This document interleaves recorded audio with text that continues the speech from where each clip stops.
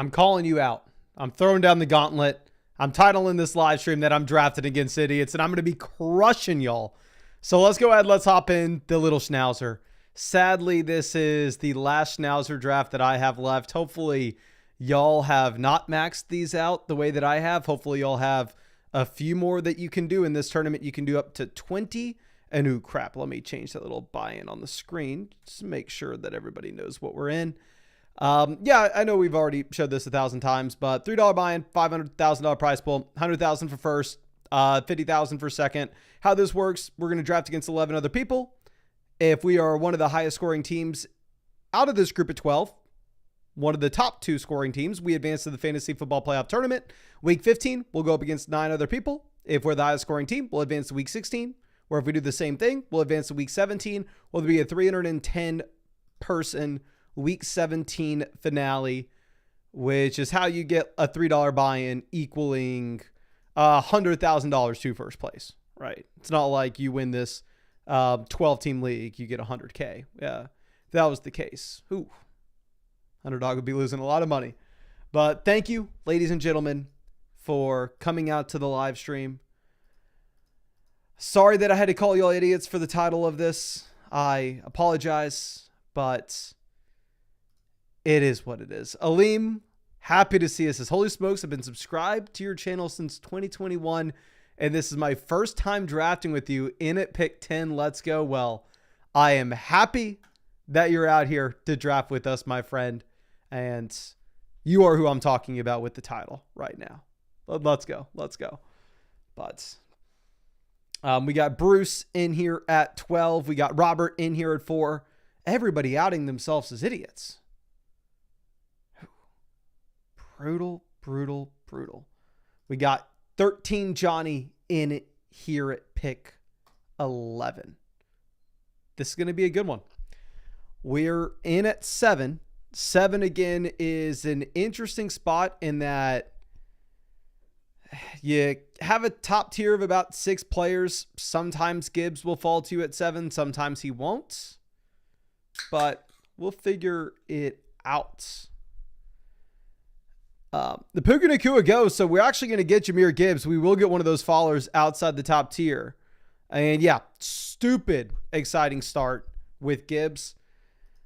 Tyson asking who our highest exposure on any player is. We have, I believe, slightly over 20% Quentin Johnston. I'll pull this up for y'all right now. I have already said this in the past, but I refuse to go over 20% with any individual player with my portfolio just because I'm going to be drafting so many teams that I want to balance it out a bit. And also I know that I'm stupid, right? So I may think Quentin Johnston is a good value and he may be the worst pick on the board. Who knows? So we have Nico, Brian Thomas going at the 1-2 turn. Ginty goes at 8 here, which used to happen all the time, but Ginty has been falling in a lot of these. So let's see. My most drafted player, I'm not going to include a round 18 guy that is completely irrelevant in any regular fantasy leagues. Quentin Johnston, I have in 19.5% of my drafts. So I'm overweight Quentin Johnston, underweight Trey Harris. That's how I'm playing Los Angeles myself. Okay. But HN off the board. So y'all know I'm not a big Derrick Henry guy. I am very much underweight Derrick Henry. I'll show you this right now. Derrick Henry, I have in 1.2% of drafts. It looks like I've taken Derrick Henry in 2 puppy drafts, and that's it. Now that entry fee is going to go up to $13. So we're high spender on Derrick Henry. But if you're looking at the overall tournament, this is a tournament with like 100,000 people in it, where Derrick Henry has an ADP at 14, Jahmyr Gibbs has an ADP at 6. So the amount of teams that are going to be able to have a Gibbs-Henry combo should be super unique, right? And that's going to be something that I care about a lot in these tourneys. But, of course, if you agree with Dom, where my drafts are trash, I shouldn't be calling anyone idiots. Dom, you're correct. And I would love to draft against you tonight. I would love to draft against you tomorrow night, whenever you want. All you got to do, my friend, is hit that link where it says draft with us here. You go ahead, use promo code FLOCK. You'll get a 50% deposit bonus up to $1,000. And at the same time, you'll get all my 2025 fantasy football rankings and draft guide cheat sheets, which you can throw right in the garbage because my drafts are garbage. Or you could just use that extra promo money to just go right up against yours truly with my garbage drafts. And I'd be happy to draft against you, my friend. But Tommy, I'd be happy to have you in here as well. Let's see. Leadfoot says, I still don't know about Rashee Rice in round 2. My thing, again, I've reiterated this a bunch. I think once like Brock Bowers is off the board at 19, picks like 20 through 30, they're all about the same. So if somebody wanted to rank Rashee Rice all the way up at 20, I'm not going to argue against it. If someone wanted to rank Rashee Rice all the way down at 30, I'm not going to argue against it. It is going to be up to them. Nolan says Dom probably faded the big Q last year. Hopefully he didn't. But we will take Tyreek. We're just going to play catch up a wide receiver. It doesn't matter if Chase Brown would have made it to us at 31. No matter what, we were going to take a wide receiver. I'm not going to be like the team that's right behind us that decides to go 3 running backs straight with Ginty, Achane, Kyron. Maybe you can make it work, but they're definitely going to be playing catch up at wide receiver through the rest of this draft, which is kind of the same way that I feel about my own team. And, oh yeah, real quick, Dom, I don't know what state you are in. If you wanted to join a draft with us, you do have to be in one of these states. You can see the map there. If you're in one of those states, you can get in a draft with us any night that you want. Or do whatever you want, my friend. But let's see. Josh Allen off the board at 36. If we had like a crazy elite quarterback falling to us at 42, such as like Lamar Jackson, I probably would go with Lamar myself. However, if it's going to be Jaden Daniels, I'm just going to opt to go with the receiver. Because again, we are really far behind at wide receiver when we start Gibbs, Henry. So no matter what, we kind of have to be chasing the wide receiver points. Lamar off the board at 39. Yeah, I was not going to go Daniels regardless. I'm not going to go James Cook either, to be honest with you. Y'all know I love Worthy. If it's not Worthy, I'm going to take DK Metcalf. I'm not taking Jameson here. I guess actually we have Gibbs, so maybe you could go Jameson and set yourselves up with a double stack of Goff. But it doesn't even play out that way. Jameson off the board, so we will just get Xavier Worthy. Worthy's been a big-time faller. Not going to be surprised at all if Xavier Worthy ends up with an ADP of like the early 5th round. And Worthy is a player that I'm overweight on currently. So obviously it's not a super comfortable position. And I know I've said this a couple times now. To be overweight on a wide receiver that's falling down draft boards. I wish I wouldn't have drafted him this often. And I wish instead I would have just waited for him to get cheaper than I previously was taking this dude at the beginning of the 4th round. Clearly, he should be falling for a multitude of reasons. One, looking like Rashee Rice is going to be good to go for all 17 weeks this season. But I'm still going to be biased. I still am a Texas alum, a Texas X, they like to call it. So give me my one Texas player. I'm not going to be overweight Matthew Golden. Not going to be overweight Bijan. I'm slightly overweight Bijan. I'm at 9.5% Bijan. What am I at Golden? I'm at about 8% Golden. Who are some other Longhorns? I'm probably overweight Roshan. I'm 9.5% Roshan.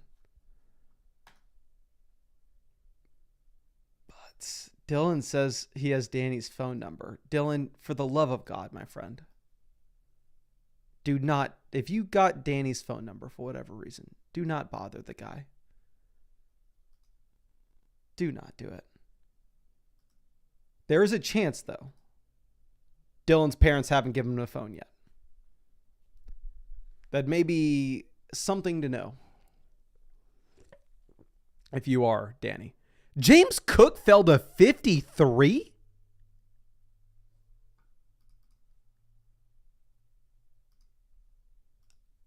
How did James Cook... Did any news come out about James Cook today?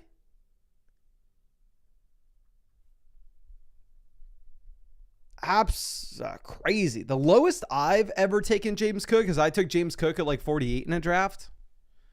I'm sure he's fallen further than like 48 in another draft that I've been in. I probably just didn't notice. But that's crazy. We're going to go Waddle over Flowers here. We have Tyreek, so we're setting ourselves up with a Tua double stack. And we can make that consolidated bet. What happens if the Miami Dolphins offense gets back to what it once was? We got Daily Dynasty Show out here with the donor. Appreciate you, my guy. I'm going to be hopping on Daily Dynasty Show's podcast later. I'm assuming Talk Dynasty, which we haven't done too much lately. But yeah, please let me know if something happened with James Cook. Mike says, I think it's because he still hasn't showed. The great Nate Scott says his Underdog 21 plus. It's 18 plus to 21 plus, depending on the state that you're in. Y'all know with like fantasy sports operators and everything, it's all about state to state legislation. I don't have a list of like, oh, this state's 18, this state's 21. I think the majority of them are 18. Off the top of my head, I think there's like a random state or two that's 21, like Arizona. Igbuka off. So we have no quarterbacks yet. We need to put ourselves in a spot where we have some quarterback optionality later on. So we'll take Jordan Addison here at 66. I know people are worried that he's going to get suspended, but at the same time, this tournament setup rewards points in weeks 15 through 17, which I think Addison can score points then. And again, no matter what, I'm not taking a running back here. We already have Jahmyr Gibbs and Derrick Henry at RB. We're still playing catch up at the wide receiver position. Yeah, I really like Addison for our builds. Carter says, had to grab Cook at 53, even though I already had two running backs. Oh, yeah, like, that is a no-brainer for you to get James Cook there. If I were you, I would have taken James Cook easily as well. Like, I personally, yeah, y'all know I'm underweight James Cook. Let me pull this up. I'm underweight both of the Jameses. James Cook, I'm at 4.1%. James Conner, I'm at 3.6%. So I've been fading them at their current cost. But if James Cook all of a sudden's a 5th round pick, I will start boosting my exposures up to where maybe by the time we get to September, I'm overweight Cook.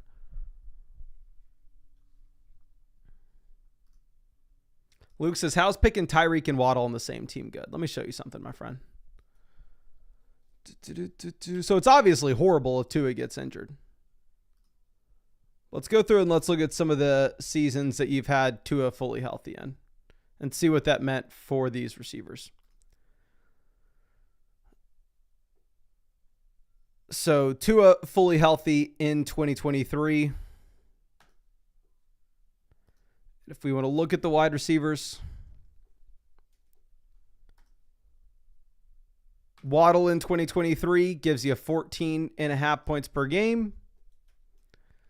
Tyreek in 2023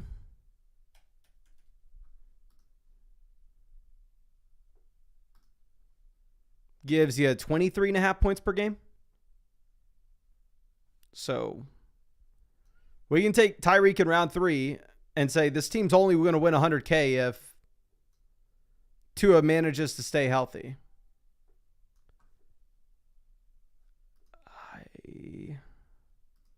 We're going to go Swift over Debo. Swift's a big riser. Debo's a big faller. I think we've played catch up at wide receiver enough. And again, we have no quarterbacks left. So we have no quarterbacks for the first 7 rounds. So if we are taking a receiver, I kind of want that quarterback to be an option for us later. Debo Samuel, we're not going to get that option. Debo Samuel's paired up to Jaden Daniels. Daniels had already gone back in round 4. And the Daniels team gets Debo Samuel pick 81, which should be an absolute no-brainer for them. Okay. Aaron Jones off 83.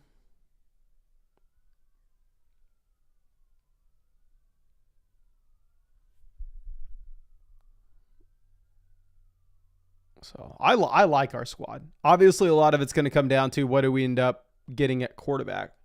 Tight end, I'm never worried. Tight end's a position that you never really get boxed out of on Underdog. Worst case scenario, you go tied in round 16, 17, 18. You still have an okay point gap between the top teams. As Z says, Mason doesn't believe in Quinn Ewers. Yeah, sadly, I don't. Okay, let's pull this back over. So this team has no chief options. This team has no chief options. This team has no chief options. So we should be getting Patrick Mahomes to pair up with Xavier Worthy, which is exactly what happens. Kelsey actually goes at 89. We will take Mahomes. We needed a quarterback. We have Xavier Worthy. A big reason I like Worthy in round 4 still is I'm a fan of the Mahomes price. Sue me. I understand that if Patrick Mahomes repeats what he did over the past 2 seasons, Mahomes is not a good pick at 90. Like, there's no way you should be drafting Patrick Mahomes at 90 if you think the most likely outcome is we get another 2023 or 2024 season from Mahomes. Because in those 2 years, Mahomes, QB 11, QB 14, and no difference whatsoever between him and the quarterbacks that we'd be looking at in 2 to 3 rounds. The thing with Mahomes is we've seen him go for 26 points per game, 20.5 points per game, 25 points per game, 21.5 points per game, and 24.5 points per game. Here, he had no weapons in 2023 and 2024. He's throwing the ball to freaking Justin Watson. Now he has Xavier Worthy going into year 2. He has Rashee Rice presumably fully healthy. He has Hollywood Brown presumably fully healthy. I think this will probably be the best set of weapons Mahomes has had in quite some time. So I think that it is a possibility. Not saying it's the most guaranteed thing to happen, or if it was guaranteed, trust me, I'd have a lot more Patrick Mahomes than I do. But I think it is a possibility that Mahomes gets back to a high volume passer and we get another season which he's giving you close to 300 passing yards per game. I mean, he's going through and giving you 41 passing touchdowns in a season. He's getting up to 8.2 adjusted yards per pass attempt.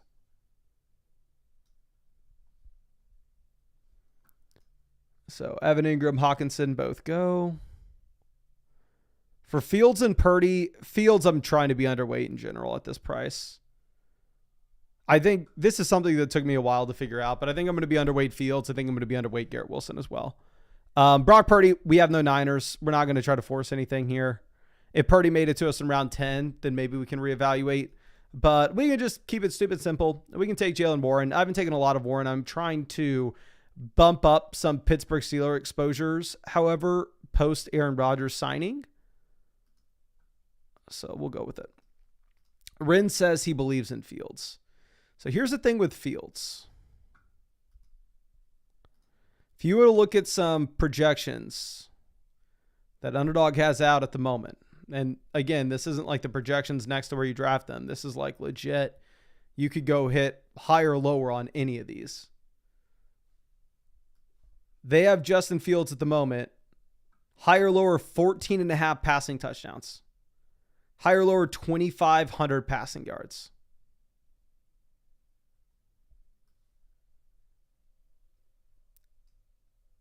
Clearly, if he gets to the same level rushing that he had in the past, Fields could crush. But I'm not taking Garrett Wilson because I don't think the passing volume is going to be there. I know we just went on a long diatribe of why I'm not taking Garrett Wilson or trying to be underweight Fields as well. I'll take Fields at 114. I think it's a unique combo. I think quarterbacks are going up the board in general. And again, you go over and you look at the projections with Fields. 14.5 passing touchdowns, 2,500 passing yards. This tells me we should probably try to be underweight Garrett Wilson. However, if he's going to run the ball a bunch, I think you can have him unstacked, especially if he falls this far past ADP. So I'll show you all my exposures real quick to Fields. I believe I should be underweight. Don't want to just be blowing smoke here. Yeah, Justin Fields, I'm at 6.5%. I'm slightly underweight Fields. Let me see all Jets. Yeah, Fields is actually my lowest exposure with Jets. I have a lot of Breece Hall, which I made a video about previously. But once we go Mahomes at 90, Fields at 114, we're probably not taking a third quarterback, especially because third quarterbacks have been getting steamed up draft boards as of late. So I would guess that our ability to get one at a discount or one at a value is probably not going to be there. And we probably should not be going with a quarterback in this round, especially. So I think we're just going to be looking running back, wide receiver, tight ends. In general, running back wouldn't be the most ideal position, already having Gibbs, Henry, Swift, and Jalen Warren. Like, it's definitely not our biggest need.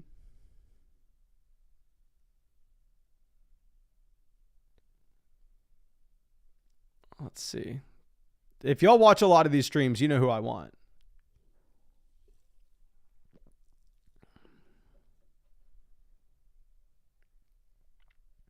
What does this team do ahead of us? God. They take Warren. We'll take Loveland. Structurally, Loveland's probably not the pick for us. We should probably go ahead and take Christian Kirk and continue to chase wide receiver points. But I'm going to say I don't care. I think Loveland and Tyler Warren are the best picks in this range. So I will take Loveland and call it a day. I was hoping we were going to get Tyler Warren, but it is what it is. It's not the end of the world. I think both players are decent values. Okay. Yes, Reed knew he wanted Warren. Reed knew he wanted it. And of course, if y'all have not done so already, please go down there. Hit that like button if y'all wanting to hop into some more drafts after this. And of course, if you're watching this as a live stream later, if you hit the bell next to the subscribe button, YouTube will let you know when we are live. But obviously, you need to be subscribed for that. But I imagine most people watching this are subscribed. Okay, Jack Besh off at 128. Torson's telling us Hollywood was the right pick. I think there's a chance we get Hollywood on the way back around, actually. And for me, I just think looking at the round one tight ends with Loveland, Tyler Warren with strong prospect profiles, in comparison to receivers that could be literal zeros like Marvin Mims, Kyle Williams, Jack Besh, Hollywood Brown, I like the tight ends here. I like the tight ends and the quarterbacks, but after going Mahomes and Fields, we're not going to take a quarterback here. If we got like a quarterback available to us really late, like who do we have at wide receiver up top again? Like if Tua falls dramatically, I think we could go with Tua on this team. But probably not wanting a quarterback in round like 11 or 12 like we discussed. If we were to go running back here, it'll be our last RB. This team has Jaden Higgins, so you'd assume that they just take Stroud, but I could be wrong. This team's kind of been going off the walls all draft. They go Trey Benson. Yeah, so they're off the wall there. But we're going to take Hollywood Brown. We need another receiver. Y'all told me Hollywood was the right pick in the last round. He obviously pairs up with Mahomes for us. When we're drafting Mahomes as our first quarterback, we're doing so with the thought process that potentially you could get Patrick Mahomes up there with 40 passing touchdowns again, with 300 passing yards per game again. So, yeah, we'll take Hollywood 138 and call it a day. Rain says, I'm starting a $3 draft. Wish me good luck, my friend. And yeah, I like our squad. And happy to see you, James, of course. And if you're just now joining quarterback, we have Mahomes double stacked with Worthy and Hollywood. We have Fields unstacked at the moment. We can look at Tyler Warren later on. Running back, we have Jahmyr Gibbs, Derrick Henry, DeAndre Swift, Jalen Warren. Wide receiver, we have Tyreek, Xavier Worthy, Jalen Waddle, Jordan Addison, Hollywood Brown. And tight end, we have Loveland. So, overall, I like the team. Okay. Let's move this down. Quarterback, Penix isn't going to be in play for us. Tua potentially could. Again, we did set ourselves up with that double stack of Tyreek and Waddle.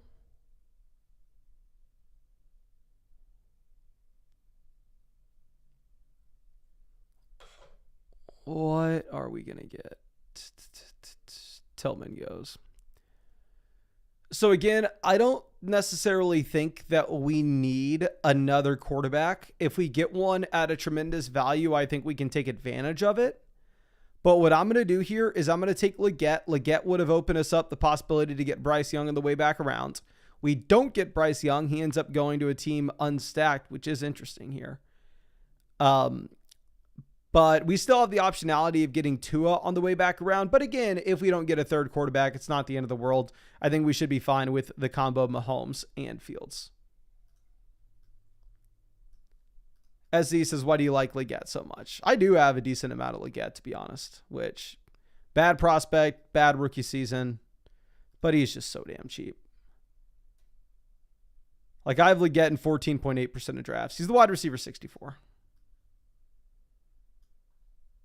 Pretty open wide receiver depth chart. You look at him in comparison to like Romeo Doubs.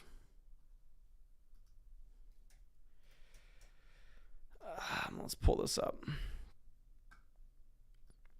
Doubs, 3 seasons into his NFL career, the best finish you've ever seen is wide receiver 44.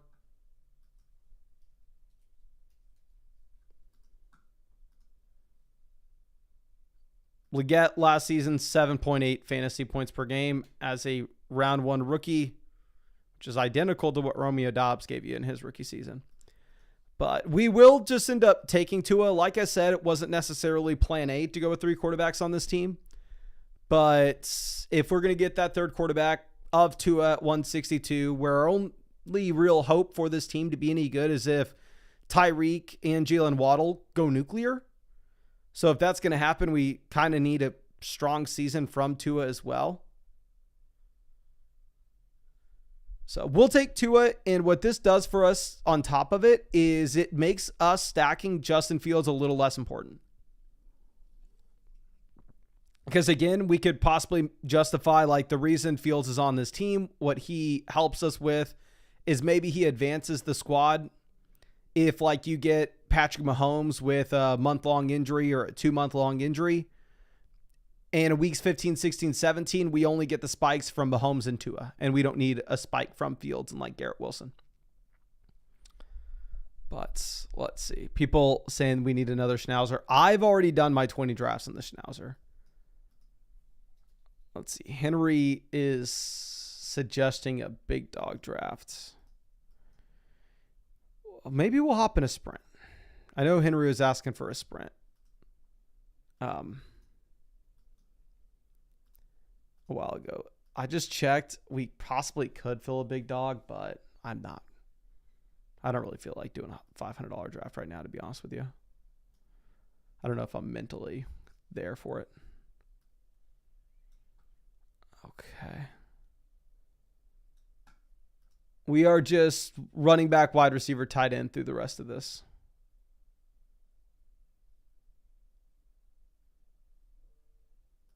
I think we're going to take Demario Douglas as our wide receiver 7. For the sole reason, I like Demario Douglas. I don't think he's a special player by any means, but I don't think Stephon Diggs at this point of his career is a true alpha. I don't think Kyle Williams is a super special player. He could be, but I don't necessarily think it's the most likely outcome. However, Vegas is telling us that there should be a decent amount of points scored in this offense. This should be an offense that we're excited about. And if I'm not excited about the top level receivers, we should at least mix in some of these lower pass catchers. And Hunter Henry would have been in play for us for that same exact reason, right?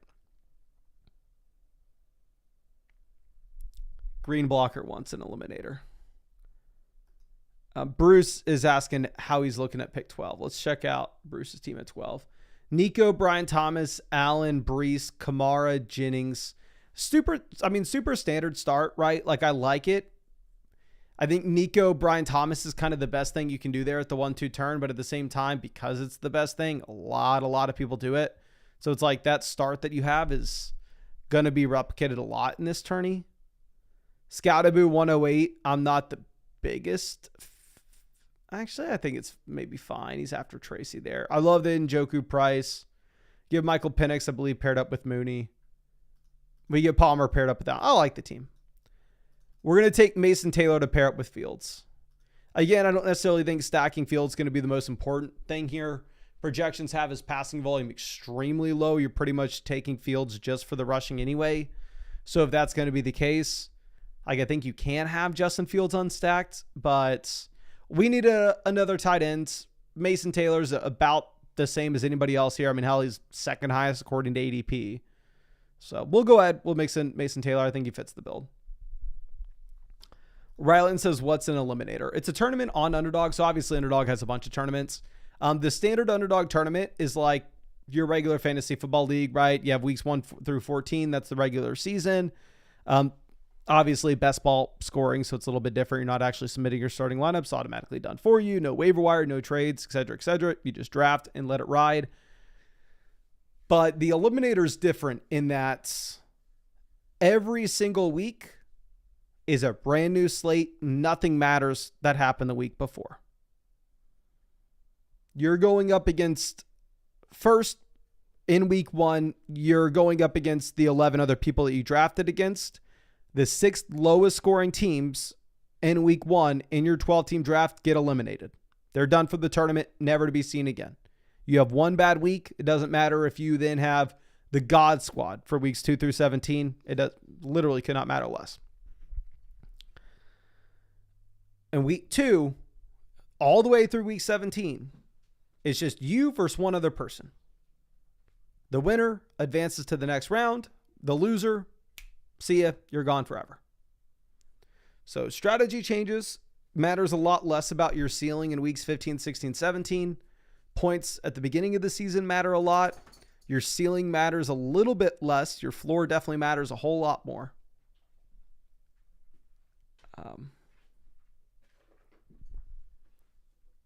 Let's see. Hunter goes 195. I think we need another running back. I think we need one more running back and one more tight end.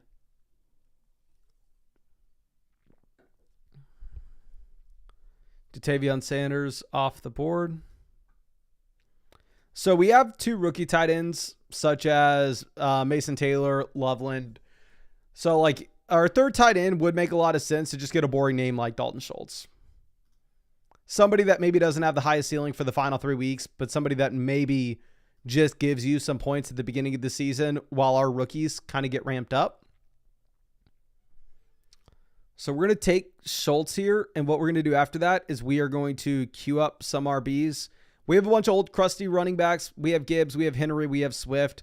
So I don't mind the idea at all of mixing in a couple of these rookies. Not going to take Devin Neal post Cam Akers signing. Not ever taking Keaton Mitchell. I know Henry was telling us Mostert got some positive buzz today, but there's no running back you're going to find this older than Mostert. I'm wish casting too much that we're going to get a good season from Roschon, so I'm not taking any RB3 in Chicago. We'll mix in Jordan James on the queue, Ollie Gordon on the queue, and then we'll just guarantee that we're going to get a 5th running back. We're going to bounce from this draft. Let me show you all the team, though. I think the team's great. Is it the best team we've ever drafted? It's pretty damn strong, though. Running back, we have Gibbs, Henry, Swift, Jalen Warren, and then whatever bum we draft in round 18. So Gibbs and Henry, y'all better carry us. We have Tyreek, Worthy, Waddle, Addison, Hollywood, Leggett, Demario Douglas at wide receiver. So yeah, we need Tyreek and Waddle in Miami to go nuclear. So quarterback, we have Mahomes double stacked with Worley and Hollywood. We have Fields stacked with Mason Taylor. We have Tua double stacked with Tyreek and Waddle. And then tight end, we have Loveland, Mason Taylor, Dalton Schultz. So let's go ahead and let's jump in our next draft. We're going to do something a little bit different here. We're going to get into the sprint. This is the $20 buy-in on Underdog. We have not done one of these so far on the live stream this year. However, last season, we had incredible results in this tournament. I'll explain to you how this tournament works in just one second. But last year, we advanced 41 teams in this tournament out of the 150 that we drafted. This was one of the 2 tournaments that I maxed out last season. I maxed out Best Ball Mania and the Sprint.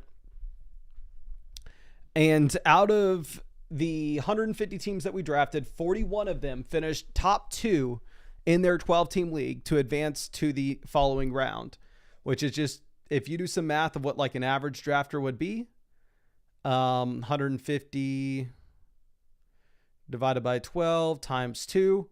Average advance rate should be about 25 teams. We got 41 through. Now, how the fantasy football playoff tournament works here that's different than the other underdog tournaments is the other underdog tournaments, it's a week-by-week scenario where you get into your pool in week 15, and then it's like, oh, okay, if you're the highest scoring team out of these 10 teams, then you advance to week 16. And the same thing week 17 to 16 to week 17, where week 17 there's the finality. Here, what it is it's just the most points scored in weeks 15 through 17 combined wins you the tournament.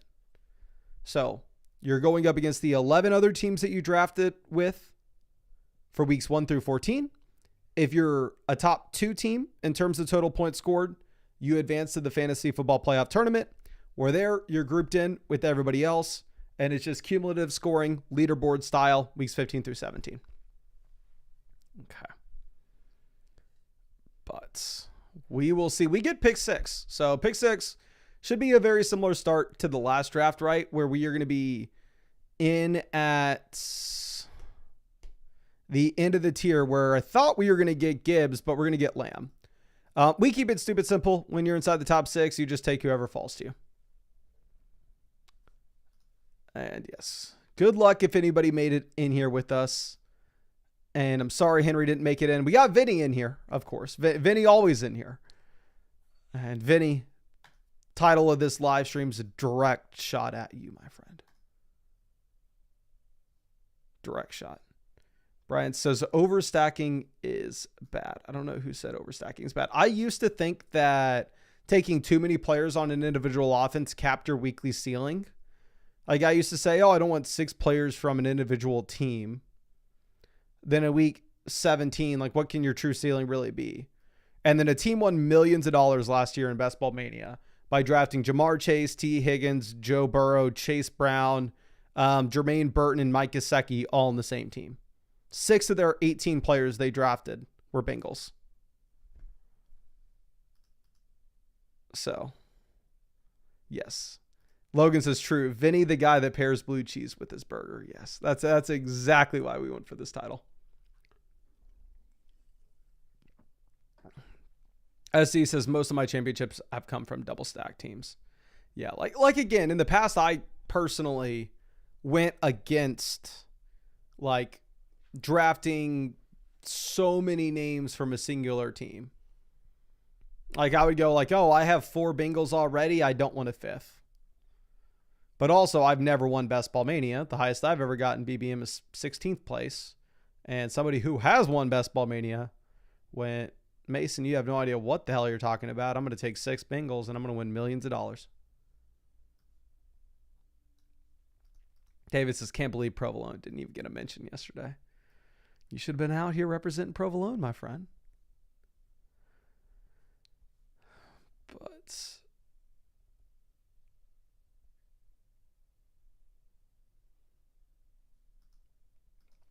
Waldorf says, how do we know these are idiots? So what I did, and this is what you really want to do for these underdog drafts if you want to have a good shot to win. Bowers or Ladd? We're going to go Bowers. This will be a 2 tight end build. I'm underweight Bowers in general, I want to say. I know we were drafting him early in the season whenever tournaments just dropped because I was like, oh, I think Bowers can outscore A.J. Brown. I think he can outscore Drake London. Seems like a strong early 2nd round pick. Then I realized they were just strong tight end values later. So we've been passing on Bowers for a while. We have Bowers in 6.5% of drafts. I've seen how much we have Ladd. I don't think we have a ton of Ladd, to be honest. Yeah, I have Ladd and also in only 6.5% of drafts. I think it's because typically we're taking a lot of London. We have London in 12.5%. We're taking a lot of A.J. Brown. We have A.J. Brown in 12.4%. But we'll mix it in. We'll go with the 2 tight end build for this one. But yeah, how we know everybody in this draft is an idiot is I went into my underdog settings and oh my gosh, team at 24 goes Joe Burrow, Lamar Jackson to get himself that Jamar Chase stack. Who? Let's see what we get at 30 now. Who? McBride goes. Good for us. If we would have had McBride making it to us at 30, I'd have been very upset. We'll take Wilson. I'm underweight Wilson, as I showed y'all previously. But if you look at the way the ADPs line up, Wilson having an ADP of 25, almost exclusively going at the 2-3 turn. Bowers typically going here like pick 17, 18. The overlap that you should have for Bowers, Garrett Wilson team is going to be slim to none. So we'll go with it. Even though if you look at my rankings, I'm probably going to rank Tyreek ahead of Garrett Wilson. I'll definitely be overweight Tyreek in comparison to Wilson this season. But yeah, what I do for my underdog drafts, I go into the settings and I go to the opponents section and I slide the IQ scale to 80 and below. So I specifically make it where anybody who joins a draft with me has to have an IQ under 80. Which is why Vinny's able to get in so many of these. Vinny clocked in at a 34. They had to make an entirely new scale for Vinny. It's incredible. But yeah, if y'all haven't done it already, I 100% would go for it. Vinny says 35. Thank you very much. But let's go. DJ Moore off at 39. Ronald says, that's why I never get into your drafts. 100%. Nolan says, I was wondering why my underdog location was acting up. Most likely. So, if anybody has an IQ over 80, I'm sorry. You can't join my drafts, but maybe you can join somebody else's. DK Metcalf off at 41.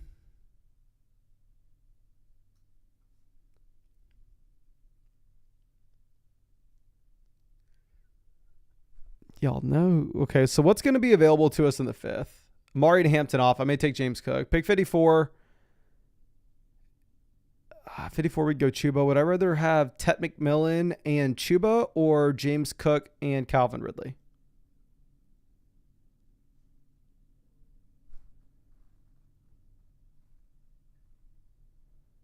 We'll go Tet and Chuba.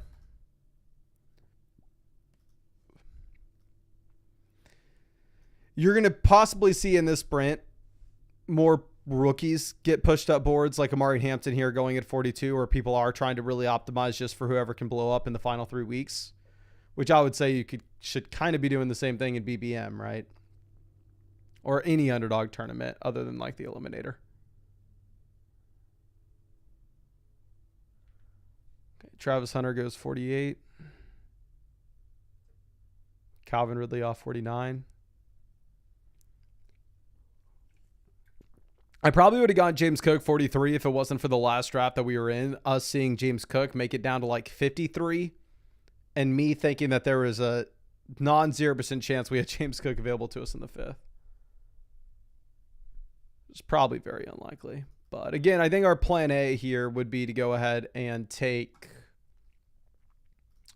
Chuba Hubbard. But we'll see. If Smith makes it to us, I'm going to take Smith. If Jalen Hurts makes it to us, it's going to make me think I should have taken Swift previously. But I bet you we get Hubbard here. I bet you this team before us goes with the receiver. They go Kenneth Walker, which actually surprises me. We'll take Chuba Hubbard at 54 as our first running back off the board. We drafted a lot of them. We just took Tet McMillan. So with this team, we can say, what if Bryce Young's good?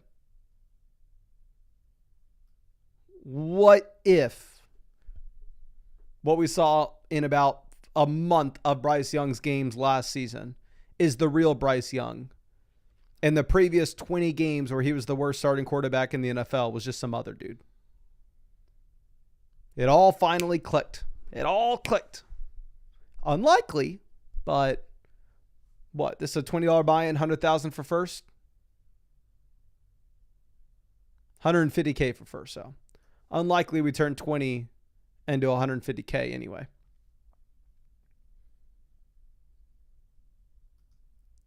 Okay. Diego says, thoughts on taking 2 receivers from the same team without having the quarterback? I do it all the time. I really like it. And yeah, if y'all not done so already, hit that like button. Brandon says, is first team cooking? So here's what's happening with the first team, right?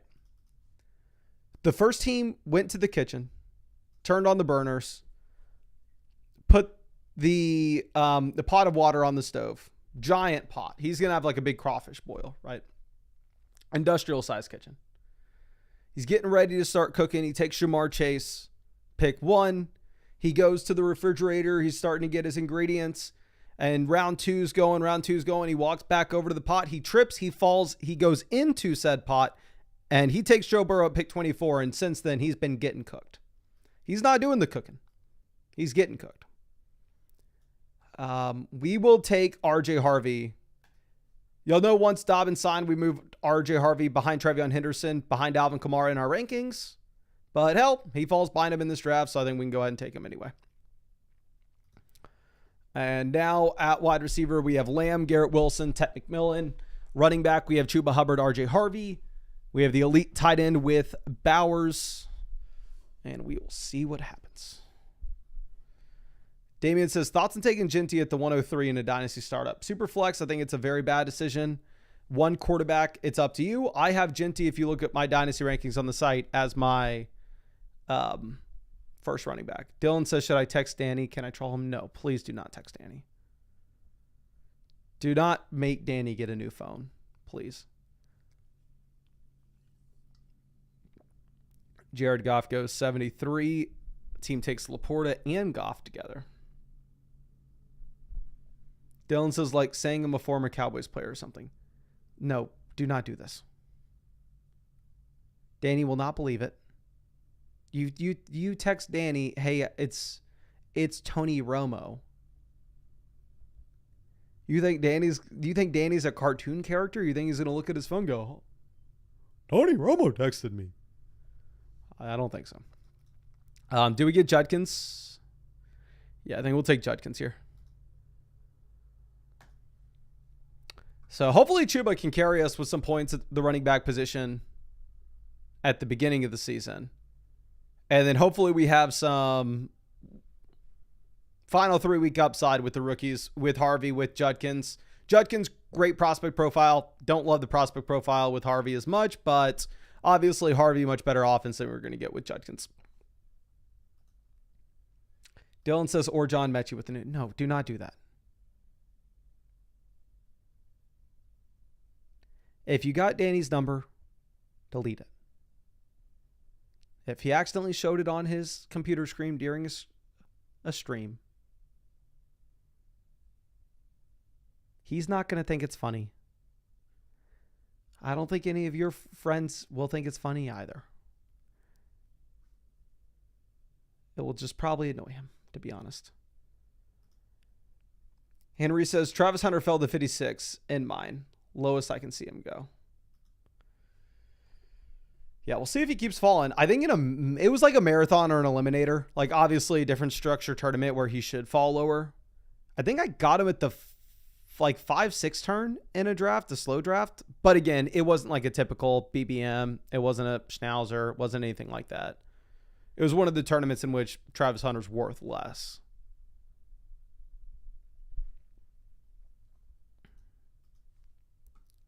Okay, so let's move this down.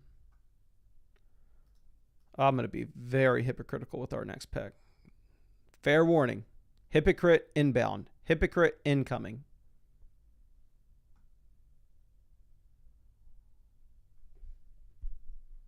Let's see what Alex Faded does.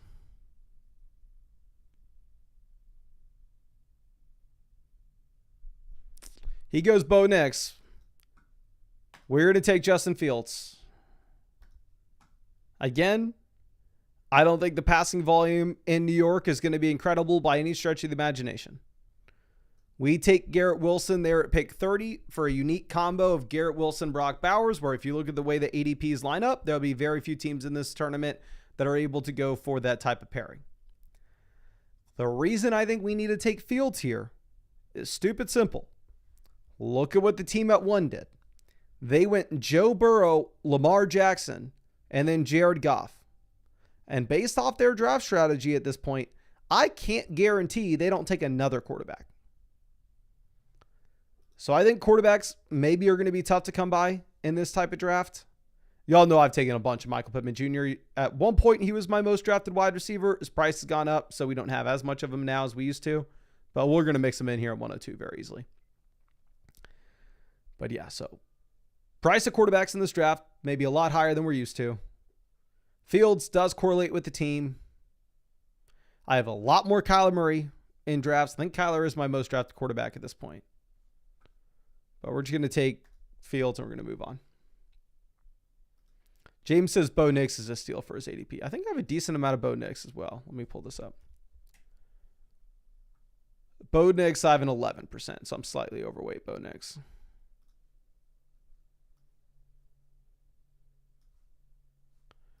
Dylan says, I might just text Danny and tell him it's Dylan that you see in the streams.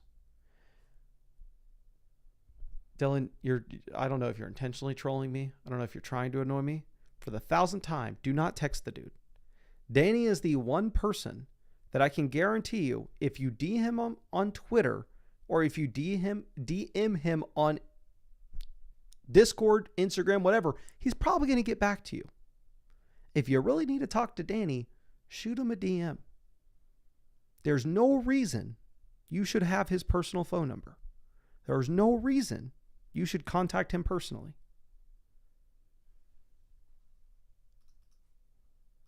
Let's all be on the same page with this. Danny, I promise you, DM him on Twitter. Anybody watching this right now, go DM Danny Ladd on Twitter. He's going to respond to you. Ask him to see one of his dynasty teams. He would love to show you.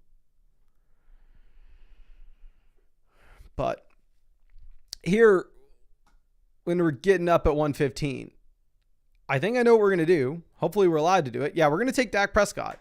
Again, I'm worried that quarterbacks may get away from us in this draft, given the dynamic that we had at the team at 1. And at the same time, we have CeeDee Lamb off, who we took in the first round.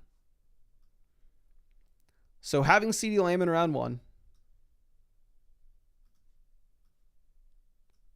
I think sets us up perfectly for Dak. Dak's a very reasonable price tag. We have a very balanced team so far. Wide receiver, we have Lamb, Garrett Wilson, Ted McMillan, Michael Pittman Jr. Running back, we have Chuba Hubbard, RJ Harvey, Quinshon Judkins.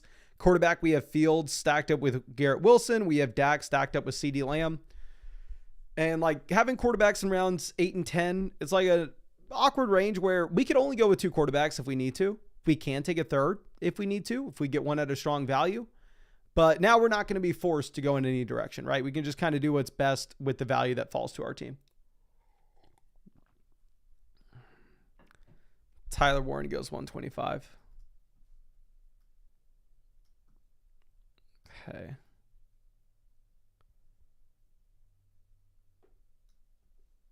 I don't like Kyle Williams. I don't like Tootin. I don't like Javonte. I'm going to make a pick that y'all won't like, but around 11, I take Tyler Warren and I take Loveland. Again, I'm going to take the guy who just went inside the top 10 picks of the NFL draft at the tight end position with a strong profile over a running back that just went in round 4. Even if we have Brock Bowers, I'm going to do it. Now, obviously, we're only drafting 2 tight ends at this point. We're not taking another tight end. Henry says, crap, I forgot my internet cuts out every day for a few minutes, and I'm in this draft around 6:10 p.m. Eastern. Well, looks like you may be able to make it until the last few rounds, then you may have to queue something up. But what kind of internet do you have where you have scheduled cutouts? Is this a common thing, and am I just out of touch? Because in Austin, Texas, we have great internet. Anywhere you go, it's like, oh, fiber's available here. Fiber's available here. Fiber's available here. What? Like, do you live on the moon? Are you about to go to the dark side of the moon, and that's why your internet cuts out?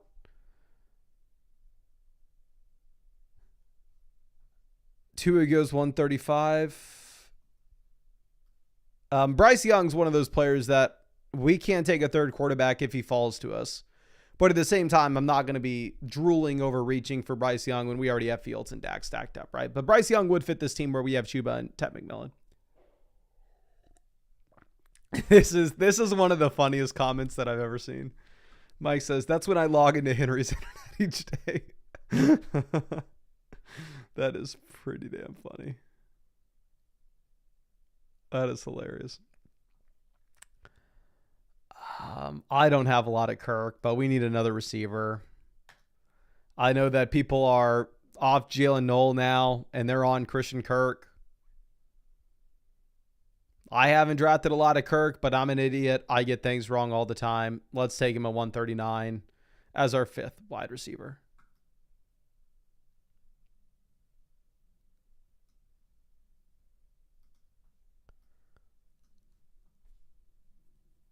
So wide receiver, we have Lamb, Wilson, Tet, Pittman. Running back, we have Chuba, Harvey, Judkins, and we also have Christian Kirk at wide receiver. We go pseudo bully tight end with Brock Bowers and Loveland. I know maybe going with another tight end around 11 doesn't classify it as bully tight end, but I just like the rookie tight end so much that in my mind, it's like, oh yeah, we have 2 great tight ends. But Henry, here's what we got to do. Shoot me a DM real quick before your Wi-Fi goes out. Your Underdog login information. ASAP. And I'll make sure I land the plane for you. And I may also throw you in a couple more of my drafts and tank your teams, but it'll be a small price to pay. We'll take Bryce Young. Like I said, I don't necessarily think that we needed a third quarterback here by any stretch of the imagination. We went Justin Fields. We went Dak Prescott. But it's not like anybody else in this range going to be super exciting for me. Like Cedric Tillman just went off the board, right? So I think we can afford to go Bryce Young, pair him up with Tet McMillan, pair him up with Chuba Hubbard. Once we took Tet McMillan and Chuba Hubbard in rounds 4 and 5, we said, what if Bryce Young's actually good? Because that's what's going to happen for this team to win 150K, right? Bryce Young would have to be a good quarterback based off our decisions earlier in the draft. So might as well kind of double down on Young here. Okay.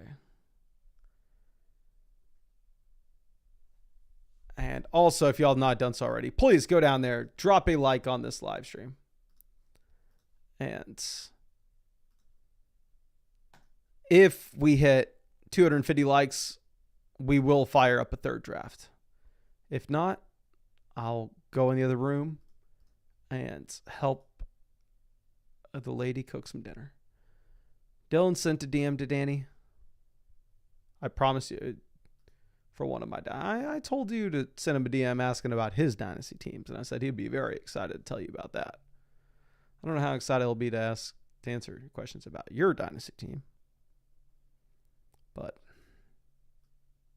let me know if he responds. We're done drafting quarterbacks and tight ends for the rest of this. We're just running back and receiver.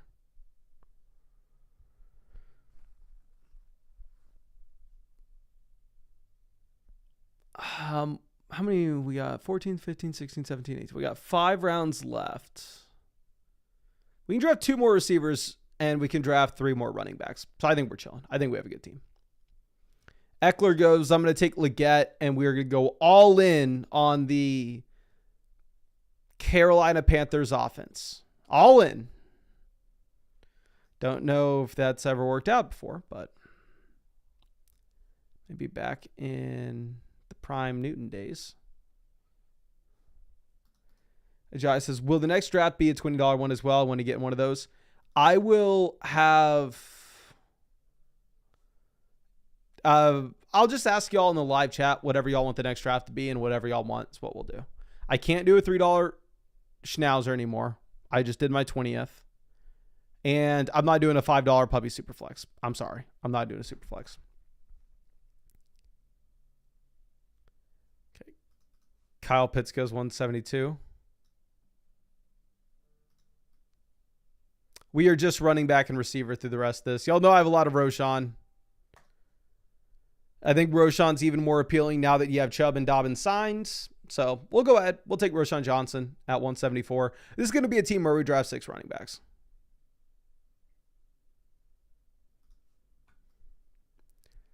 So here, wide receiver. Or let's just go the other positions first. Tight ends is obviously our strong suit. We're the Brock Bowers team. We took Bowers and we followed it up with Loveland. Very strong at tight end. Quarterback, we're also, in my opinion, very strong. We went Justin Fields, paired up with Garrett Wilson. We went Dak Prescott, paired up with CeeDee Lamb. And we went with the Panthers onslaught of Bryce Young, Xavier Legette, Tet McMillan, and Chuba Hubbard. Running back, we have Chuba, RJ Harvey, Quinshon Judkins, Roshan, and we'll take 2 more. Wide receiver, we have CeeDee Lamb, Garrett Wilson, Tet McMillan, Michael Pittman Jr., Christian Kirk, Xavier Legette, and we'll take 1 more. Okay. I don't know if I want to do a weekly winner on the stream just because, again, I know I've said this in the past. I am in some weekly winner slow drafts at the moment, but I'm very realistic that in those weekly winner slow drafts, I'm probably just, every time I enter one, I'm lighting $15 on fire, and I have no idea what I'm doing with those weekly winners.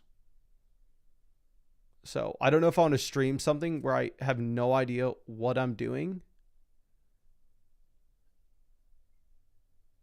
And anybody who watches me is going to be hurt more than they're helped. I'll do how about this? Whenever I say I'll do anything y'all want, I'll do a sprint, I'll do an eliminator, or I'll do a best ball mania. Y'all vote on those 3. Keenan Allen off 184.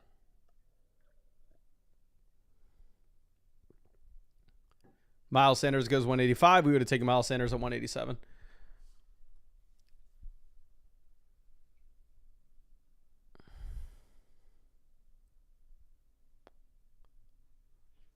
Chig goes. Do we just take Hopkins and say F it?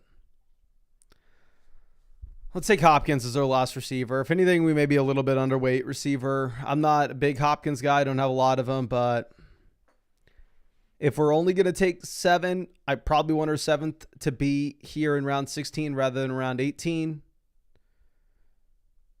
If we're ever going to take Hopkins, here he falls 14 picks past ADP. So our wide receiver room is locked in with Lamb, Wilson, Tet, Pittman, Kirk, Legette, and Hopkins now. And now we need to lock in our running back room.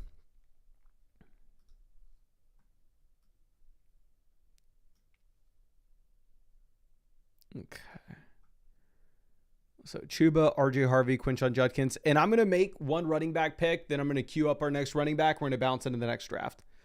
So spam the chat. What do you want to see between the sprint, the eliminator, or best ball mania? The sprint, the eliminator, or best ball mania. Let me know in the live chat, and that's what we'll do.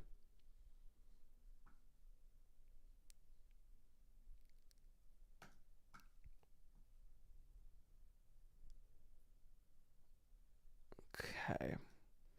We got sprint, eliminator, BBM. Eliminator, sprint, BBM, eliminator, BBM, eliminator, BBM.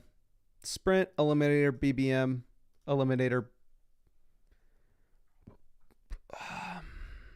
We'll do a poll. Do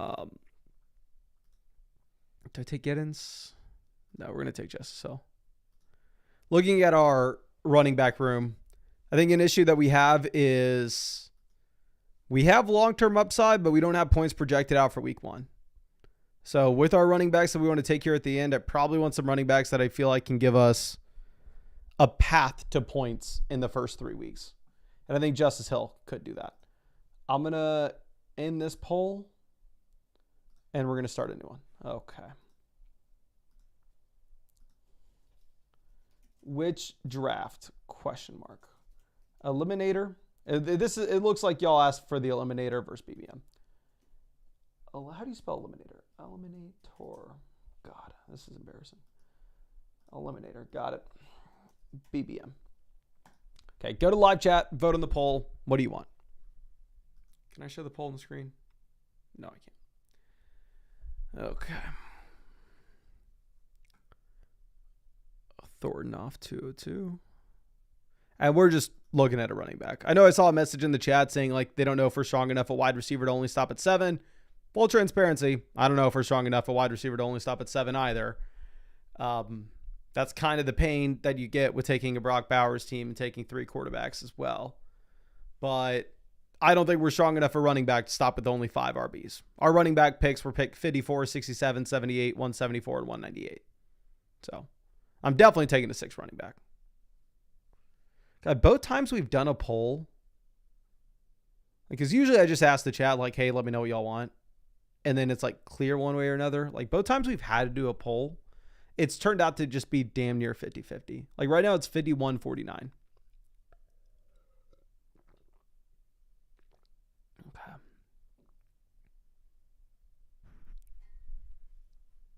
So after I make this pick, we're bouncing into whatever the leading is on the poll. So if you have not voted on the poll and you care one way or another, make sure you get your vote in. And it's 51-49 still. So your vote will matter. I wanted Hunt.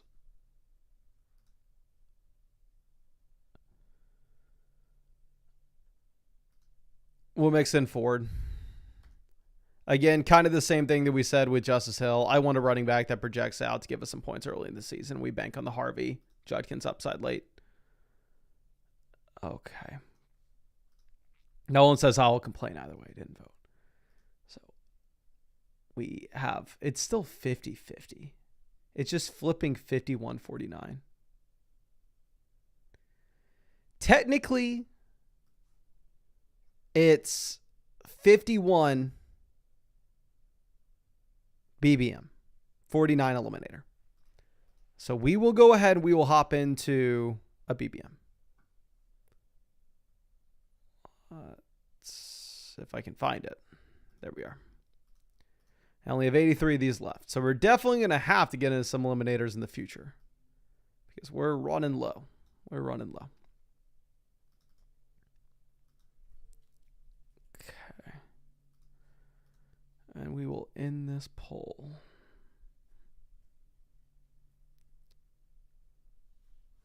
And we get the 102. So different pick than where we've just drafted at the past 2 drafts. And honestly, the past two drafts, I've been more excited about picking at 6 and 7. Specifically when we're at 7 and we get like Gibbs making it to us.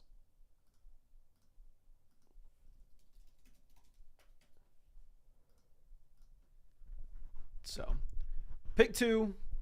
I was taking Jefferson here for a while. So we were very underweight Barkley at one point. Once we had Mixon, and I was never really taking RJ Harvey at the 4 or 5 turn, so Harvey's fall didn't matter as much for me, but I was mixing in some Joe Mixon. So once we had the Chubb and Dobbins signings that pushed RJ Harvey and Joe Mixon down to being more so late 5th round picks, and it looks like the more common way to go about the 4 or 5 turns is going to be wide receiver, I am more inclined and more excited to go with the elite running back with Barkley or Bijan ahead of Jefferson now than I was earlier in the offseason. So lately, I flipped my tune entirely, and we've started taking Saquon Barkley at pick 2. And now we are up to 7.7% Barkley. Where at one point we were down at like 4% Saquon Barkley, very underweight. Okay.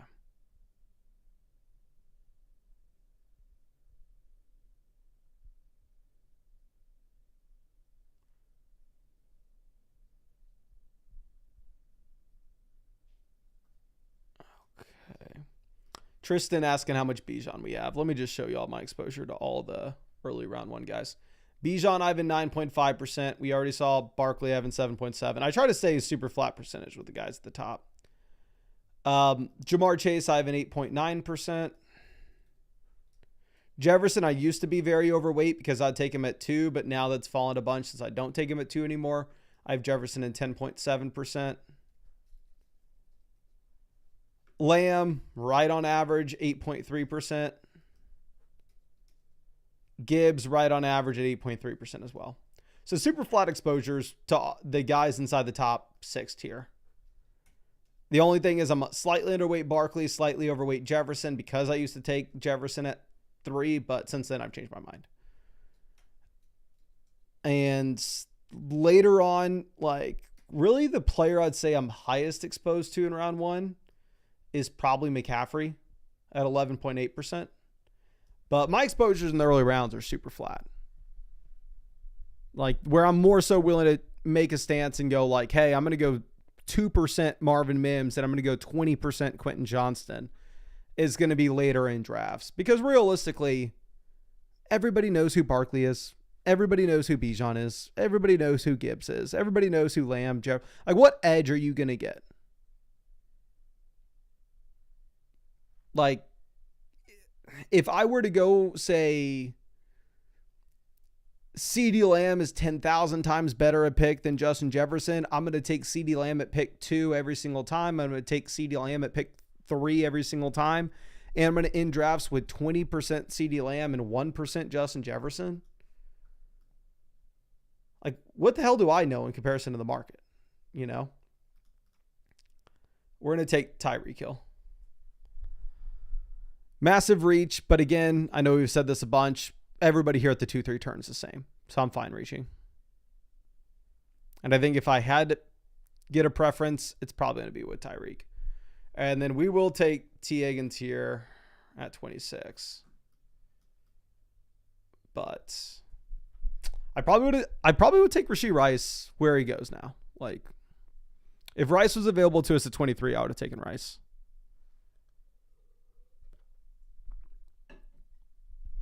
Let's see. MJM says Garrett Wilson's going to have 1,500 of Fields, 2,500 passing yards. That's funny. Let me see if Underdog is a pick 'em for Garrett Wilson's fantasy points. So not fantasy points, but yardage totals. Garrett Wilson, Underdog has him at higher, lower 4.5 receiving touchdowns and 949 receiving yards. What's Tyreek at? Because Tyreek is probably the wide receiver that I'm most exposed to here at the beginning of the 3rd round. Tyreek's higher, lower 7.5 receiving touchdowns and 999.5 receiving yards. Cade says he has 27% neighbors. I think he should be the 4th receiver off the board. I think I'm like 11 to 12% neighbors. I was taking St. Brown ahead of neighbors until we got like 1, the potential downgrade with the worst offensive line in Detroit.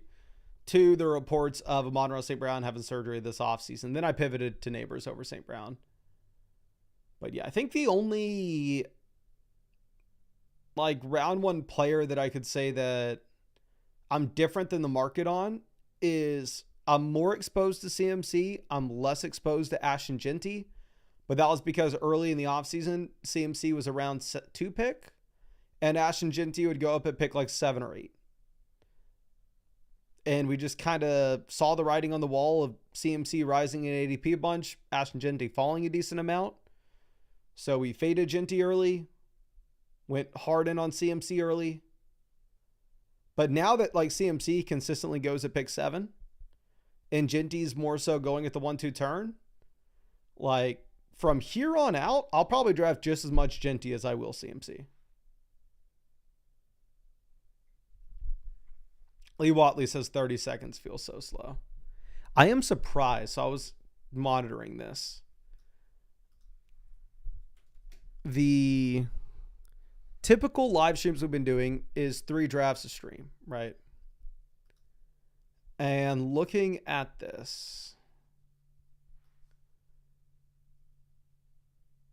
these streams, hour 45, hour 45, hour 45, hour 50, hour 35, hour 40.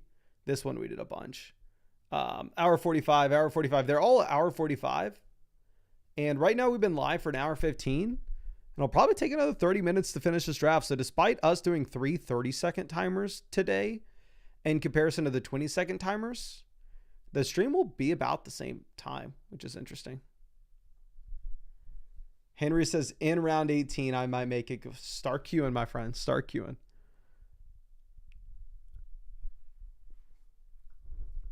Jameson goes.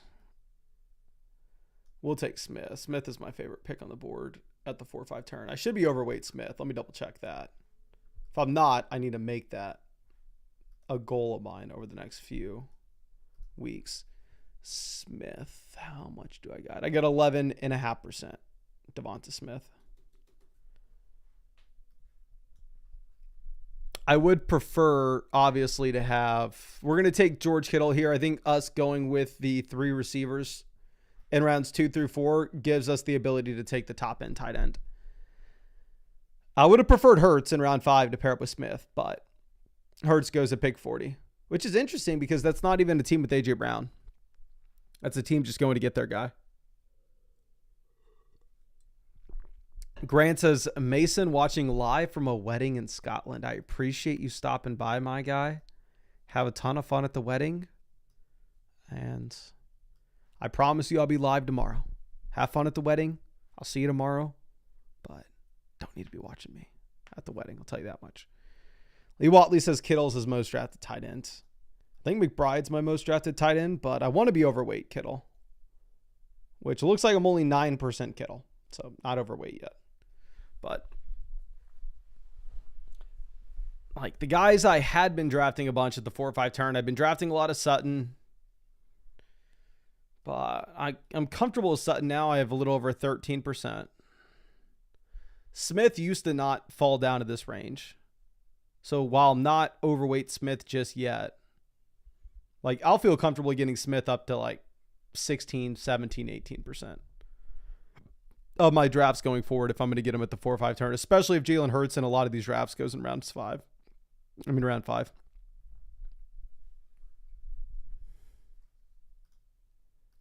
Cool Man says, does Hampton normally go at 33? I haven't been paying attention. Not gonna lie. No, this is a very expensive price for Hampton. The team at pick 9 is just going and getting their guys. The team at pick 9 does not care where players normally go in drafts.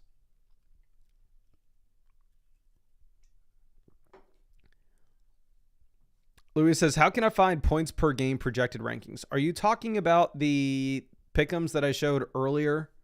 Like Tyreek Hill, higher, lower, 999 receiving yards? Here's what you'll want to do. Go to the NFL pick'ems on Underdog, hit the NFL season. And this is the same place where we're doing these drafts as Underdog Fantasy. Underdog has pick'ems and they have drafts. And you can go through and you can see everything here. They have Igbuka only at 3.5 receiving touchdowns, which is interesting. They have Igbuka for fewer receiving touchdowns than they have Tyler Warren for. Ty says, this dude straight up looks like some... Let me look this guy up. What does this guy look like? Copy. This better be nice.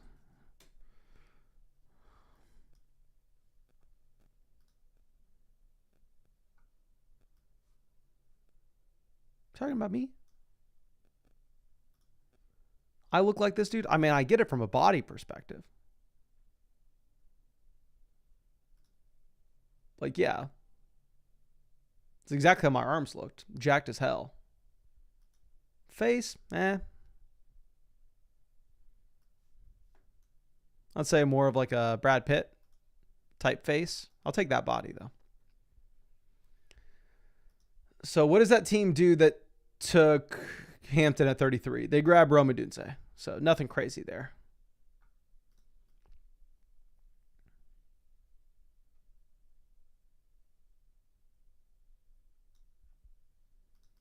P Dunk says, I have 38% Rome Odunze in my pre-draft drafts. Where's Rome Odunze going in the big board drafts, like the drafts on Underdog before the NFL draft? Because in my opinion, Rome Odunze was a loser of the NFL draft. I think a very clear one as well. We're going to take Joe Burrow. Joe Burrow is an absolute auto pick here. We have T. Higgins. The team after us has Jamar Chase. Well, yeah, they have Josh Allen. At the same time, if I were them and I could get Burrow at pick 72 with Allen, I'd probably do it anyway. What is this team doing? They go Caleb Johnson. We're going to take Quinshon Judkins here regardless.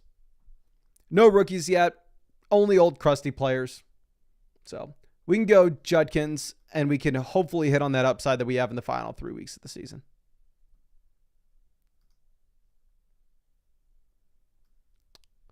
Let's see. Jackson says, maxed out my first tournament, the Schnauzer 2. Sad day, my friend. I maxed out the Schnauzer 2 as well. So We'll have to get a little more unique in these drafts streams from now on. Because I can't just keep spamming BBMs. We're going to run out of BBMs as well. So what we'll probably end up having to do is we'll probably start opening up the stream with like one Best Ball Mania, then like doing a sprint, then doing like an eliminator.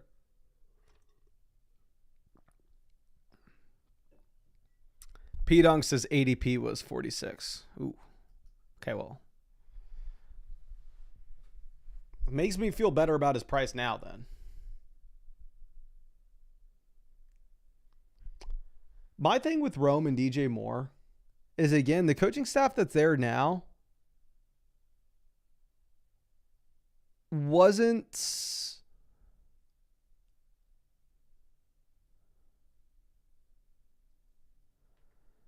the same coaching staff that invested into Rome Odunze.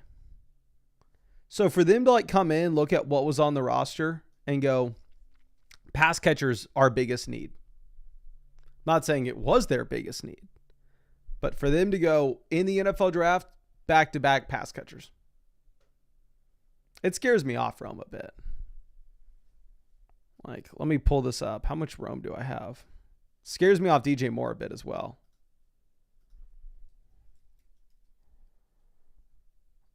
Bears, I'm underweight every receiver. I'm overweight Loveland, but I'm underweight Burden, underweight Moore, underweight Rome. Underweight Caleb as well for that reason. And I'm either in line with I'm about in line with the market with the running backs. Tyson Mason, you should start an OF. I already have one, my friend. Do you not know that this is just my side little fun project? Bring some of the bacon as my OF. Kate says, how many BBMs are you at? I'm going too fast at 90. If you've already done 90, you're ahead of me. I think whenever we entered this, it said we had like 83 left that we could do. Maybe I missed off, but something like that. Aaron Jones goes 92. I know who we want at 95. We'll see if we get him.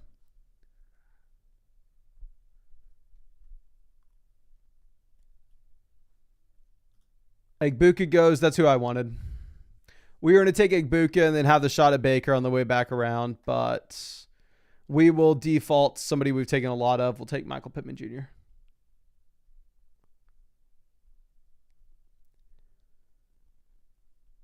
could go Purdy as well to pair him up with Kittle. Maybe play it safe and go that direction.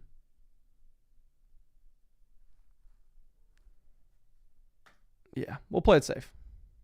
Especially now that the quarterbacks later are just rising. Might as well just get a guy that we're fine with here.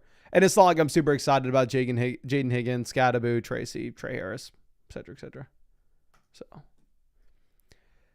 and again, like us having, okay, this is something I need to set in. Lock in.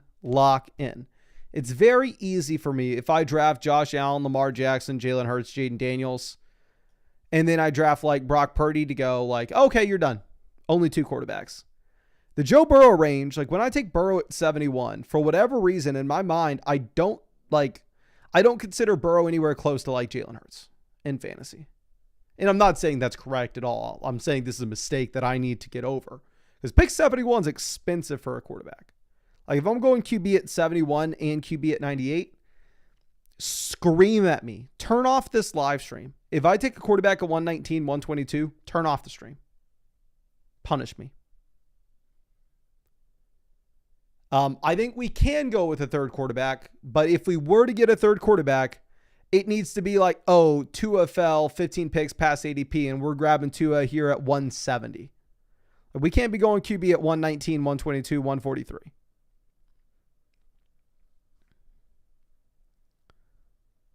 So let's show off the squad. Running back, we have Barkley, Judkins. Wide receiver, we have Tyreek, Higgins, Devonta Smith, Michael Pittman Jr.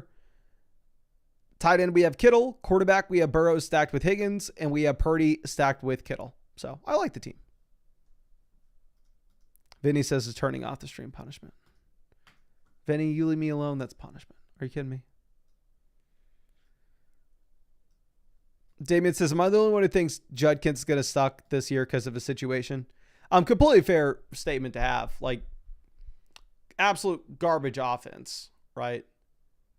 So is Jerry Jeudy. And what's very interesting, and this is something that I did not think before I did the research last year. We did the videos proving this research last season as well. And it was something I found out because of the videos.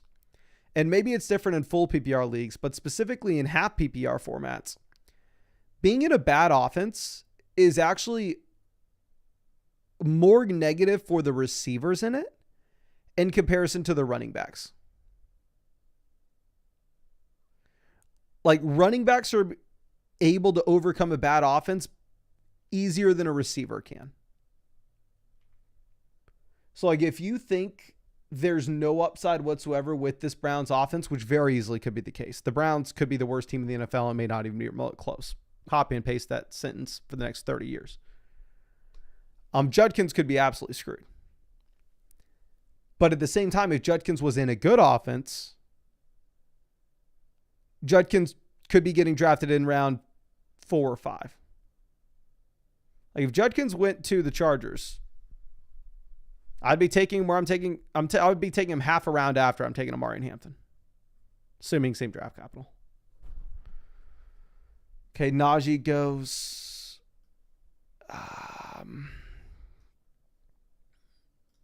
If we take Jonnu, we're done at tight ends. Y'all know I like Tyler Warren, but Tyler Warren's already gone. We'll take Jonnu. We'll pair him up with Tyreek. And we are just running back wide receiver. And yeah, tight ends having Kittle at 50 and then Jonnu at 119. We need to call it a day there as well. And I think all these running backs and receivers are garbage.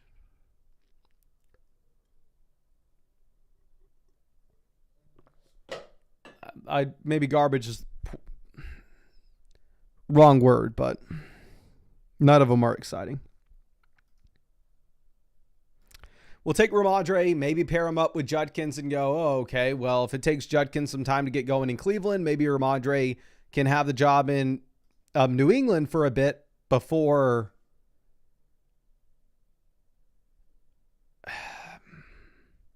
Travion Henderson takes over. The issue is just Travion Henderson's much better than Ramondre Stevenson. So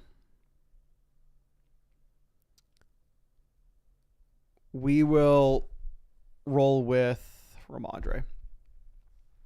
Damien says that's counterintuitive considering negative game script usually means more throwing. I thought the same thing, my friend. But if you go through and if you look at, we did that research and I'll redo it for you as well. We'll include more seasons and we'll include last year because Malik Neighbors was able to be an extreme outlier in it last season.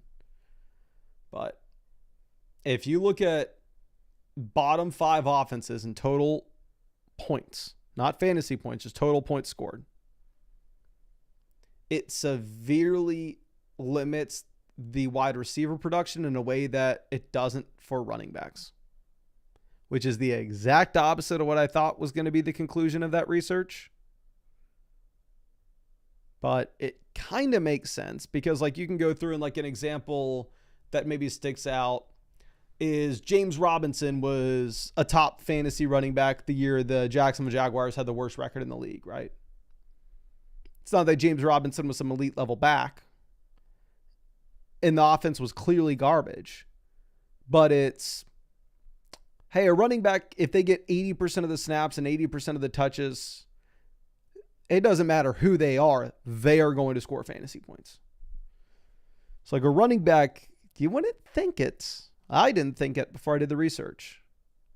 But a running back actually has a better ability to overcome a bad offense more than a receiver. Like Derrick Henry is kind of the same thing back in the day in Tennessee, a couple of those years.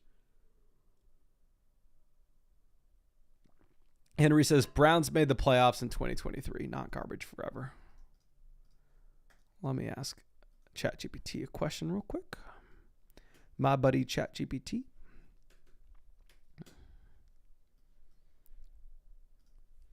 One second.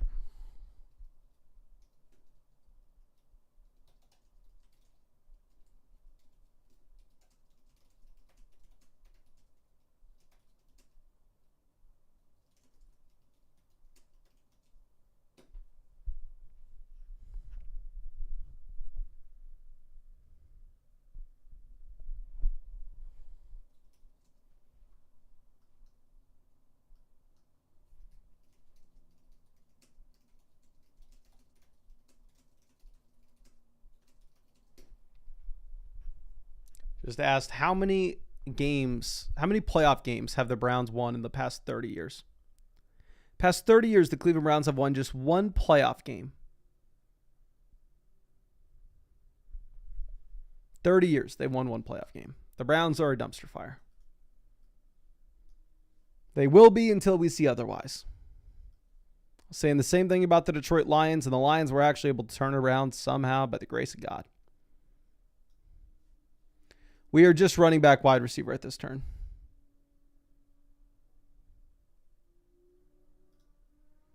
Quentin Johnston will be a pick for me because I like lighting money on fire. And the other guy, take it. Oh, actually, no, never mind. I'm not on the clock. I thought I was going back to back here.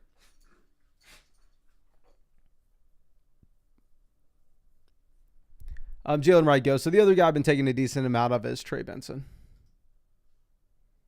We'll take Benson as our fourth RB. And did two already go? Yeah, two already went. So if two is already off the board, we're probably not taking another quarterback. Tua went at 142. Yeah, the only scenario in which we were taking Tua is if he fell considerably past ADP. So we're just going to be rolling with Burrow and Purdy. Thank you for everybody who's gone down there and hit that like button. And I don't want to bring up the conversation again, but I do strongly stand by my statement made yesterday that American cheese is the best cheese on a burger. I adamantly stand by that. And I almost think that if you disagree with it, I don't know if you actually do or if you're just trying to be cool.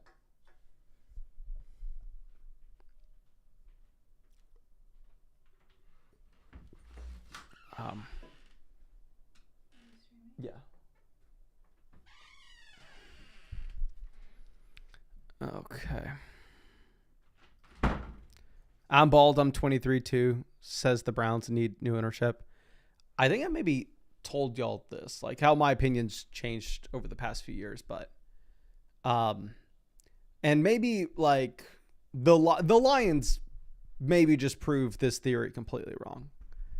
But I used to think like that people that would talk about ownership back in the day, like whenever I first really started getting into the NFL to the point where it's like, hey, the only content I consume 365 days a year and like what takes up all my free time essentially is Dynasty Fantasy Football and listening to podcasts nonstop.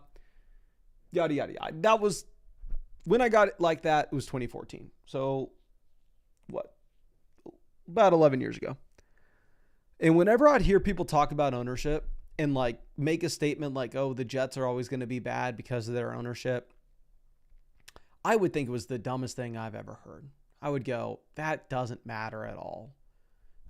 It's just they've made bad draft picks. It's that Zach Wilson was always going to be a garbage quarterback. It's that whatever coach they just had was always a garbage coach, and he always would have been a garbage coach.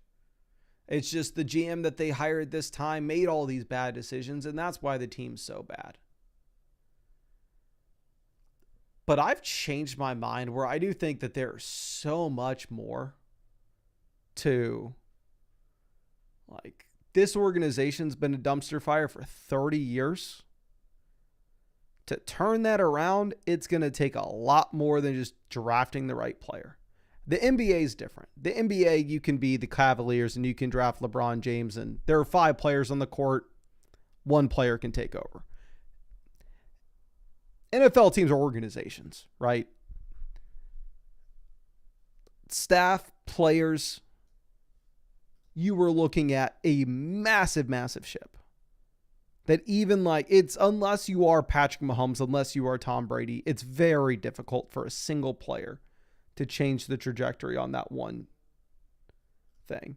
We'll take Tank Bigsby. Haven't drafted a ton of them, but price point falling a considerable amount. We can mix them in.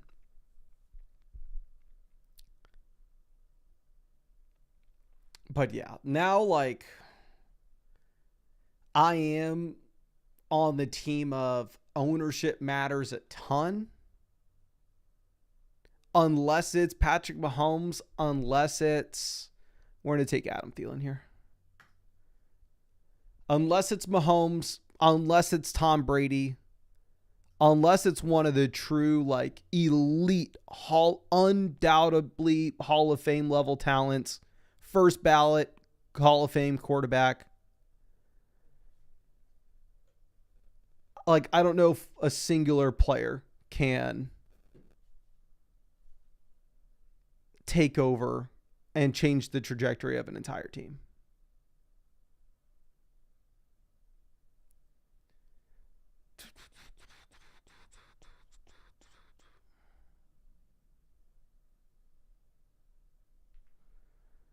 Okay, Gino goes 173.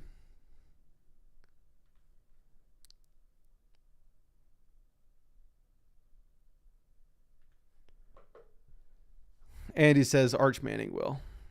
Of course, hook 'em horns. I have a Manning jersey. I bought a Manning jersey last year. Like, I went to the co-op and made like my own little, they printed it out. They made it. So I have an Arch Manning jersey already. So I'm hoping he comes in and he's as good as people are saying. But realistically, how many of these, and this is something that I just genuinely don't know, but how many of these like top level 5-star quarterbacks turn out to be Hall of Fame level QBs at the NFL level? Like, let me pull this up.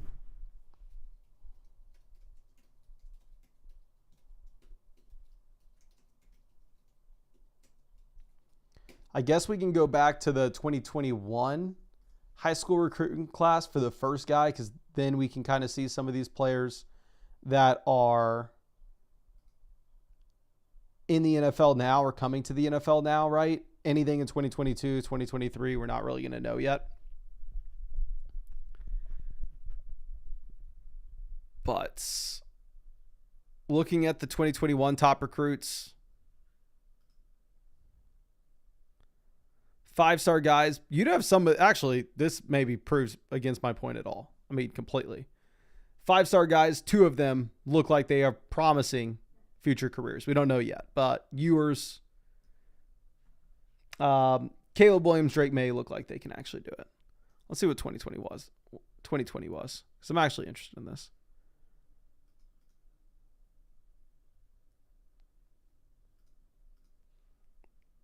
So quarterback.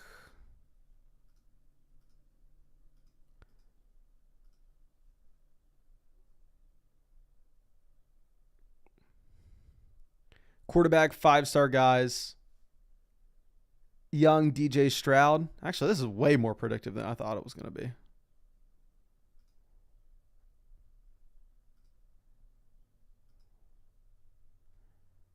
(2019) the only 5-star player was Spencer Rattler. 2018, 5 stars were Lawrence Fields. Who else? We were back on the clock. JT Daniels. We are probably done taking running backs, right? No, we can go with one more running back if we want. Because we're going to take 8 receivers regardless. We'll take Yoshi Vosh here as the 7th receiver to pair up with Burrow and Higgins. Let's think. Our running backs are Barkley, Judkins, Stevenson, Benson, Bigsby. We go running back in round 1. At pick 74, pick 122, 146, 167. I think we can go with another RB.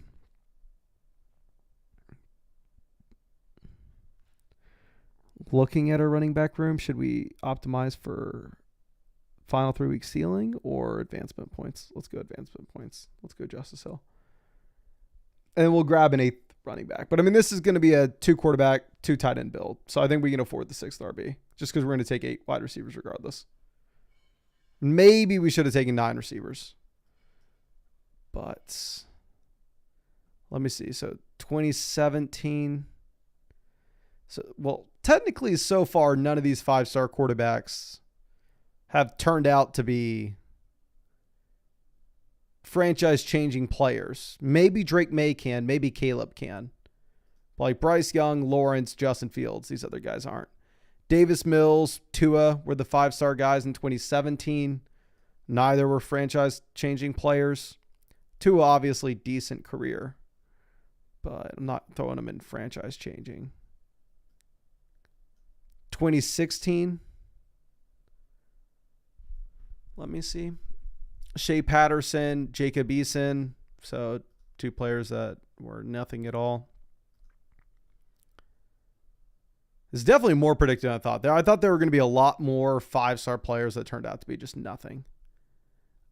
2015 5-star quarterbacks. Jarrett Stidham, Josh Rosen. I didn't realize Jarrett Stidham was a 5-star. Now Blake Barnett, Kyler Murray. So Kyler Murray's the only guy that is relevant. Would I say he's franchise changing? No. 2014. Non-quarterback wise, Myles Garrett was the top prospect in 2014 coming out of high school.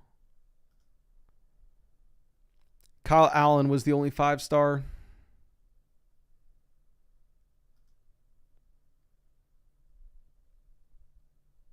(2013)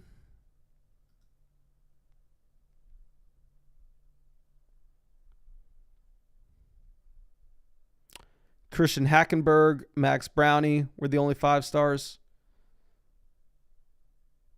So we are back to 23rd. Like, we're at the point where I'm in high school. And none of these 5-star quarterbacks ever turned out to be franchise-changing players. Gunnar Kiel is the only 5-star. Jameis was a 4-star in 2012.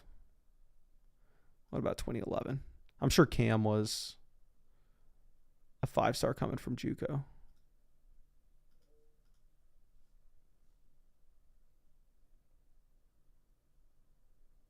Coleman says actually more non-5-star quarterbacks become Hall of Famers than 5. Of course, just because the sample size of non-5-star quarterbacks is massive. The sample size of 5-star quarterbacks looks like you have like 1 to 5 a year.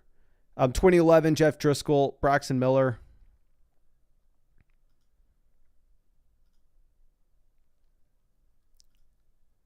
2010.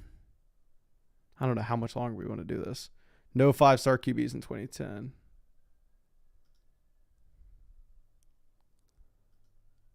Yeah, we're going all the way back to 2009. We're out of data.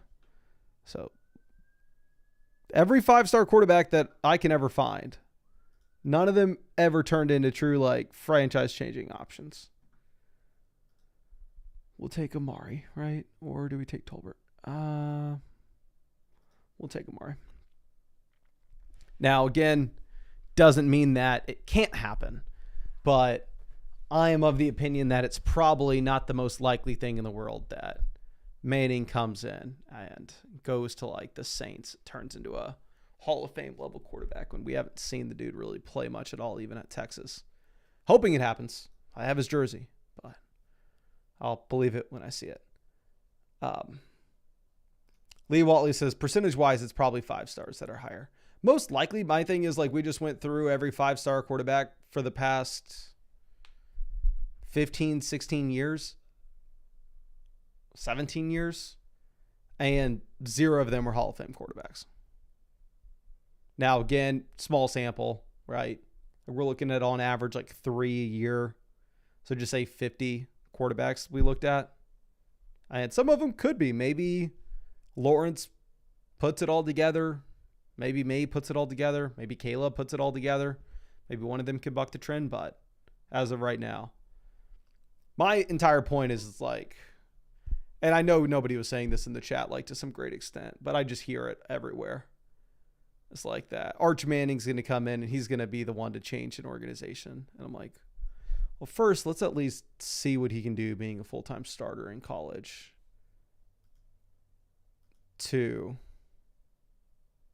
then try to project out what his NFL career is going to be like and give him these crazy, crazy high expectations because I have no idea if there's any basis that you can give to it. But I really appreciate y'all hanging out with me, of course. Of course, we'll be live drafting teams tomorrow.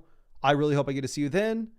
I don't know when I'll be live. Probably in the middle of the day, probably around like 4 p.m. Central, so like 3 p.m. Eastern. But we'll see. We'll keep it flexible.